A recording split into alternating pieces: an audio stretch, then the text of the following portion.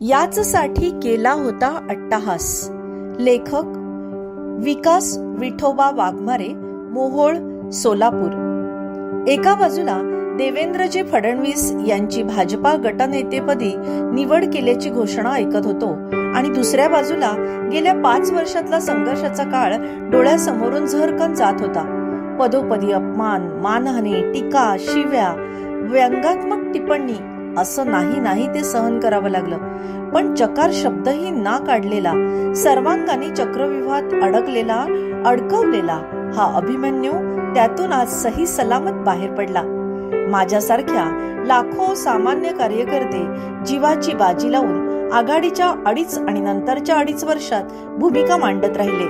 अनेकदा विरोधकांनी अपमान केला, जातीयवाद केला, गुन्ह्यांची भीती घातली, अगदी हिटलिस्ट बनवली गेली, बंदोबस्त करण्याची तयारी केली गेली. मात्र हा देव माणूस अखंडपणे पाठीशी राहिला.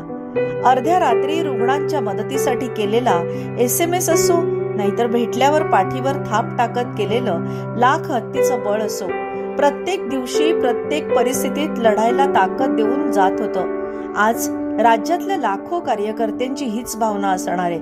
एका डोळ्यात पाणी तर दुसऱ्या डोळ्यात आनंद, हीच परिस्थिती आहे. अजूनही मला 30 जून 2022 हा दिवस आठवतो.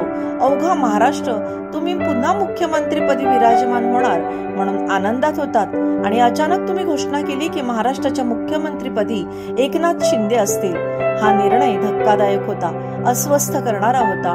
डोळ्यासमोर असलेलं पद सहज आणि हसत तुम्ही सहकार्याला दिलं होतं. पक्षश्रेष्ठींचा आदेश आणि संघाचे संस्कार म्हणून तुम्ही मान अपमानाचा विचार न करता पुन्हा उपमुख्यमंत्रीपद स्वीकारलं आणि सेवा करत राहिलात. मात्र तेव्हापासून आजपर्यंत केवळ मुख्यमंत्रीपदी तुम्ही सन्मानाने बसलेलं बघायचं आहे. यासाठी अवघी भाजपा झपाट्याने काम करत राहिली आणि आज तुमच्या नावाची घोषणा झाल्यानंतर ते सार्थक झालं. मी पुन्हा येईन या कवितेवर अनेक विरोधक तुटून पडायचे. आयुष्यात हा परत मुख्यमंत्री होत नाही म्हणून हिणवायचे. मात्र सातत्य, जिद्द, चिकाटी आणि संयम यातून फिनिक्साप्रमाणे पुन्हा भरारी घेतली आणि आज महाराष्ट्राच्या मुख्यमंत्री पदाच्या सिंहासनावर रेकॉर्ड ब्रेक भगवं सरकार घेऊन पुन्हा त्याच रुबाबात आलेलं बघून त्या सर्व विरोधकांना धडकी भरली असेल. Love you boss.